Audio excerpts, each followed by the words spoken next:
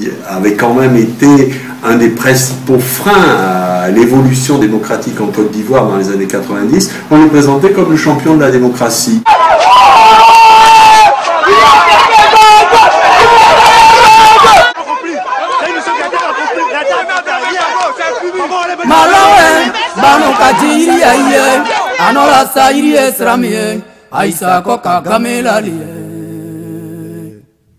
Accra de le coq, toi qui chantais pour annoncer le jour, oui toi qui nous as ouvert la route, ça y toi, l'oré, ça y l'oré toi qui nous as fait savoir que rien qu'en utilisant la voix, on pouvait devenir quelqu'un, l'oré, yimion, et yo, mamé l'oré, ça y l'oré, le bobo caféten, on a dit dans notre meilleur l'oré, baïro boule grand, djé gouga, l'oré grand frère, l'oré notre dévancier, l'oré notre papa, wakusa sa jokone l'oré lang, ça y l'oré, le bobo caféten, on a dit dans notre meilleur l'oré, baïro boule grand, djé gouga, l'oré. Devant ce bombardement, j'ai salué une seule chose, c'est le courage du président Laurent Gbagbo. Son courage de résister au bombardement de l'armée française. Son courage de résister à cette agression ignoble, inqualifiable des forces militaires étrangères. Quand j'ai vu l'arrestation du président Laurent Gbagbo, j'étais vraiment hors de moi. La France, avec la communauté de l'ONU aussi, arrêtait le président Gbagbo. Je voyais cette mise en scène. Je voyais derrière la main impérialiste qui était en train d'arrêter un fils digne d'Afrique, un fils digne de la Côte d'Ivoire qui a résisté aux pressions, aux ultimatums jusqu'à ce 11 avril, qui a résisté au péril de sa vie pour faire tomber les masques. Le 11 avril est vraiment une page très douloureuse de l'histoire ivoirienne et aussi des relations entre la France et la Côte d'Ivoire. Je dois dire que quand j'ai vu immédiatement les images de l'hôtel du Golfe et aussi les images de la résidence bombardée, qu'on voyait encore un petit peu en flammes, la résidence présidentielle, en tant que citoyen français, je l'ai dit, j'ai ressenti une profonde honte. Nous avons vu des chaînes françaises filmer l'enlèvement du président Laurent Gbagbo comme un trophée. Alors le 11 avril est pour nous une journée noire, et nous ne l'oublierons pas de sitôt, mais c'est dans l'histoire. L'histoire est ainsi écrite pour nous dire qu'il faudrait qu'on prenne notre destinée. Les mots m'ont tellement manqué ce jour-là que je me suis assis. Je me suis dit combien de temps il va nous falloir, nous Ivoiriens, nous Africains, pour comprendre que les pays n'ont pas d'amour, ils n'ont que des intérêts. Les pays n'ont pas d'amour, ils n'ont que des intérêts.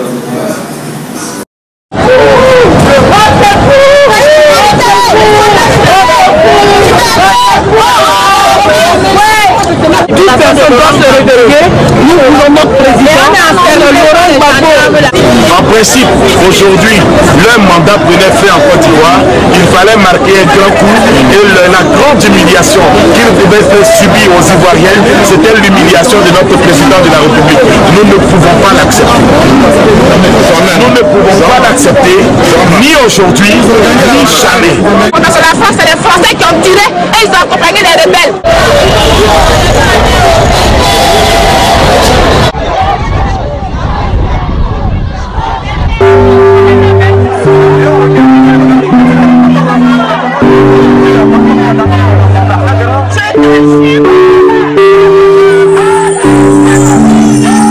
La vie a aussi besoin de quelqu'un comme toi, ni meilleur ni pire, ni plus expérimenté ni plus confiant.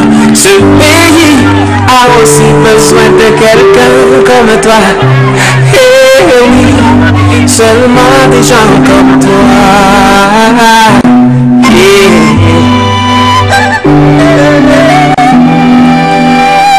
Autour de toi, ça chauffe, ça dégringole. Tout le monde a peur et pourtant ce pays. Nous avons vu le président Laurent Gbagbo qui a été habillé en tri militaire français. Donc, pour nous, les gens ont voulu faire couler des rumeurs pour dire que c'était les forces de Ouattara qui l'avaient arrêté, mais nul n'est dupe, c'est la France qui l'a arrêté. Et pour nous, en même temps, nous avons vu que c'était une occupation de la France en Côte d'Ivoire. C'était une recolonisation de la Côte d'Ivoire. Honte pour la communauté internationale. A été traité plus bas que rien. Ils l'ont violenté, ils l'ont certainement frappé. Je ne veux même pas parler de la première dame, il y a des images que je ne supporte pas. Je le mets à la place de mon père. Imaginez-vous voir votre papa être en train d'être traité de la sorte devant toutes les caméras du monde. Oh mon Dieu! Je n'oublierai jamais ces images. Ce 11 avril est une date historique, une date mémorable pour le peuple du Côte d'Ivoire. Parce que c'est à partir de ce 11 avril que la résistance en elle-même a été mise en place et s'est soulevée. C'est une date où un homme est entré dans l'histoire, comme avant lui Salvador Allende, qui a refusé de fuir son peuple, qui a accepté d'affronter le supplice malveillant d'une communauté dite internationale. C'est une date mémorable. La foi patriotique que nous avons pour notre pays, nous avons décidé de nous battre. Et cette bataille s'est traduite dans la résistance. C'est vrai, il n'y a pas que la résistance armée qui paye, mais de partout où nous sommes dans ce monde, nous allons nous battre pour que la Côte d'Ivoire retrouve sa dignité et que le président Laurent Gbagbo soit libéré, reprenne sa place là où il a laissé. Évidemment, sur la toile, nous voyons un foisonnement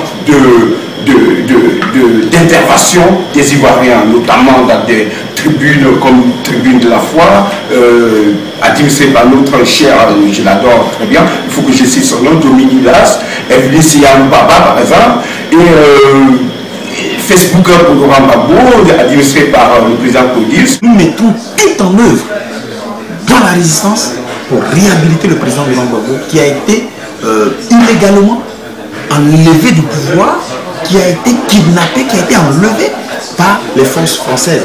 Donc justice sera faite. Que la vérité finira par triompher et que le combat que nous menons arrivera à terme. Que le président Gbagbo sera réhabilité au prix de tous nos sacrifices. Le président Gbagbo sera réhabilité. J'ai foi au combat que nous menons. J'ai foi qu'avec les efforts de chacun, nous arriverons à rétablir la volonté du peuple de Côte d'Ivoire qui a été de laisser Laurent Gbagbo diriger le pays. J'ai foi que toi, moi, tous les Ivoiriens, les prix des peuples, qui ont posé le bulletin en l'une, qui ont choisi le président Gbagbo, et même ceux qui ne l'ont pas choisi, qui sont épris de peur de démocratie, pourront faire rétablir le président Gbagbo, pourront le réhabiliter dans ses droits, afin que la voix du peuple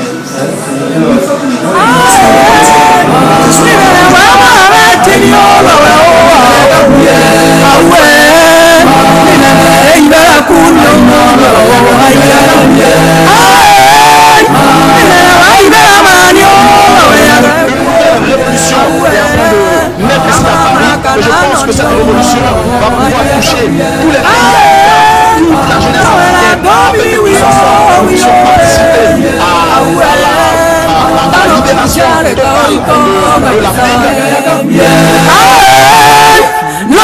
Jizi wio, lawa onu eri wio, kote wile gaya. Sayi lawa no Noenga Jisa,